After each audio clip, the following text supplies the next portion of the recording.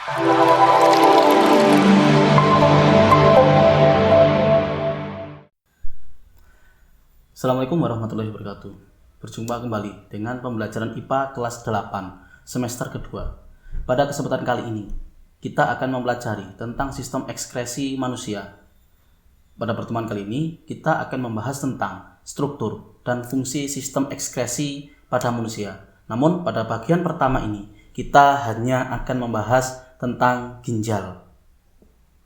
Sebelum kita lanjutkan pembahasan materi ini, saya sampaikan terlebih dahulu tujuan pembelajaran untuk kesempatan kali ini.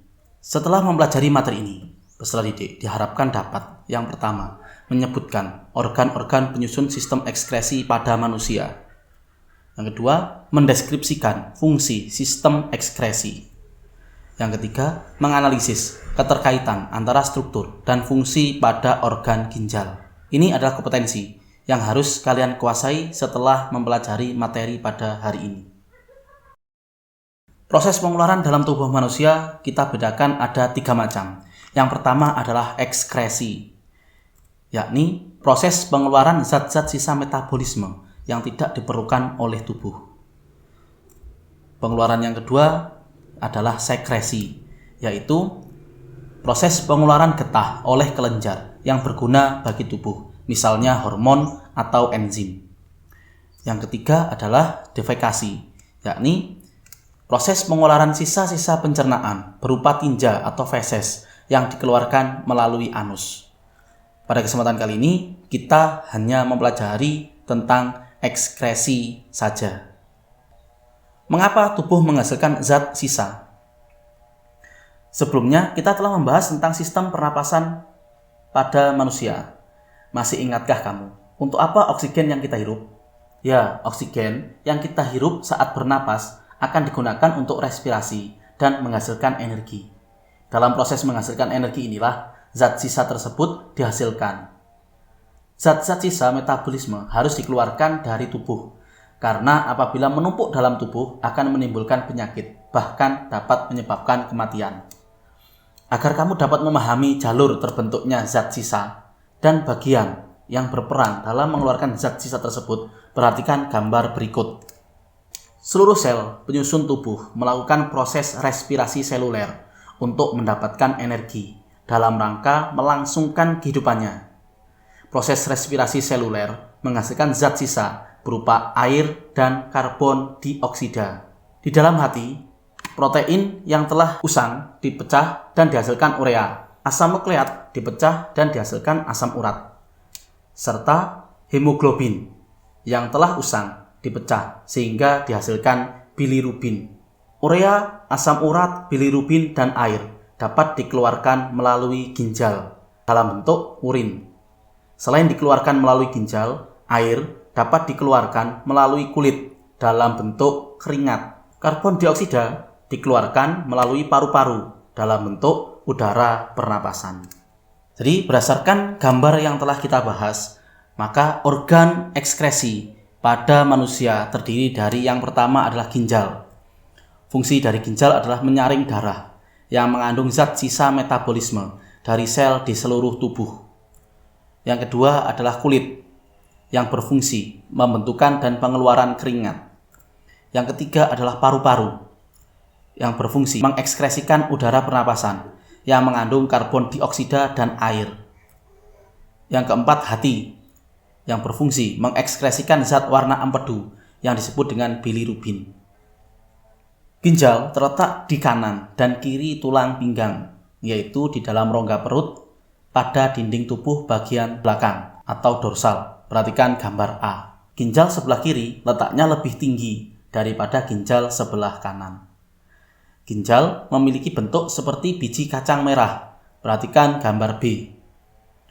Ginjal berwarna merah karena banyak darah masuk ke dalam ginjal melalui pembuluh vena besar. Apabila sebuah ginjal dipotong melintang, maka akan tampak 3 lapisan seperti pada gambar C. Bagian luar disebut cortex renalis atau kulit ginjal. Di bawahnya terdapat medula renalis dan di bagian dalam terdapat rongga yang disebut rongga ginjal atau pelvis renalis. Ginjal tersusun atas lebih kurang 1 juta alat penyaring yang disebut dengan nefron. Perhatikan gambar D. Sebuah nefron terdiri atas sebuah komponen penyaring atau badan Malpighi yang dilanjutkan oleh saluran-saluran atau tubulus. Setiap badan Malpighi mengandung gulungan kapiler darah yang disebut glomerulus yang berada dalam kapsula Bowman. Pada bagian inilah proses penyaringan darah dimulai. Perhatikan gambar. Medula renalis tersusun atas saluran-saluran yang merupakan kelanjutan dari badan Malpighi dan saluran yang ada di bagian korteks renalis. Saluran-saluran itu adalah tubulus proksimal, lengkung Henle, tubulus distal, dan tubulus collectivus atau pengumpul yang terdapat pada medula. Lengkung Henle adalah saluran ginjal yang melengkung pada daerah medula yang menghubungkan tubulus proksimal dengan tubulus distal. Pelvis renalis atau rongga ginjal berfungsi sebagai penampung urin sementara sebelum dikeluarkan melalui ureter. Untuk lebih memahami bagaimana proses pembentukan urin, perhatikan penjelasan berikut. Proses pembentukan urin pada ginjal terdiri dari beberapa tahap. Yang pertama adalah tahap filtrasi atau penyaringan. Pembentukan urin dimulai dari darah, mengalir melalui arteri aferen ginjal ke dalam glomerulus yang tersusun atas kapiler-kapiler darah. Ketika darah masuk ke dalam glomerulus, tekanan darah menjadi tinggi sehingga mendorong air dan zat-zat yang memiliki ukuran kecil keluar melalui pori-pori kapiler menghasilkan filtrat atau hasil penyaringan yang tersusun atas urobilin, urea, glukosa, air, asam amino, dan ion-ion seperti natrium, kalium, kalsium, dan klor. Filtrat selanjutnya disimpan sementara dalam kapsula Bowman. Darah dan protein tetap tinggal di dalam kapiler darah karena tidak dapat menembus pori-pori glomerulus. Filtrat yang tertampung di kapsula Bowman disebut urin primer. Selanjutnya adalah tahap reabsorpsi atau penyerapan kembali. Urin primer yang terbentuk pada tahap filtrasi masuk ke dalam tubulus proksimal. Di dalam tubulus proksimal terjadi proses penyerapan kembali zat-zat yang masih diperlukan oleh tubuh. Glukosa, ion kalium, dan zat-zat yang masih diperlukan oleh tubuh juga diangkut ke dalam sel dan kemudian ke dalam kapiler darah di dalam ginjal. Sedangkan urea hanya sedikit yang diserap kembali. Cairan yang dihasilkan dari proses reabsorpsi disebut urin sekunder. Urin sekunder mengandung air, garam, urea, dan urobilin. Urobilin inilah yang memberikan warna kuning pada urin, sedangkan urea yang menimbulkan bau pada urin. Urin sekunder yang terbentuk dari proses reabsorpsi selanjutnya mengalir ke lengkung Henle, kemudian menuju tubulus distal. Tahap yang ketiga adalah tahap augmentasi. Setelah melalui lengkung Henle, urin sekunder sampai pada tubulus distal. Pada bagian tubulus distal masih ada penyerapan air, ion natrium, klor, dan urea.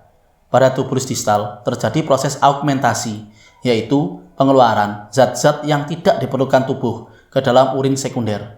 Urin sekunder yang telah bercampur dengan zat-zat sisa yang tidak diperlukan oleh tubuh inilah yang merupakan urin sesungguhnya. Demikian pembelajaran kita hari ini. Semoga apa yang kita pelajari bermanfaat. Assalamualaikum warahmatullahi wabarakatuh.